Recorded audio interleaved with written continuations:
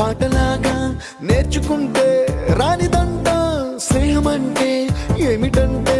పుస్తకాలు చెప్పలేని పాఠం అంట కోరుకుంటే చేరదంట వద్దు అంటే వెళ్ళదంట నేస్తమంటే ఏమిటంటే కన్నవాళ్ళు ఇవ్వలేని ఆస్తేనంట ఇస్తూ నీకై ప్రాణం పంచిస్తూ తన అభిమానం నీలో ప్రతి ఒంటరి తరుణం చెరిపేస్తూ ఎన్నో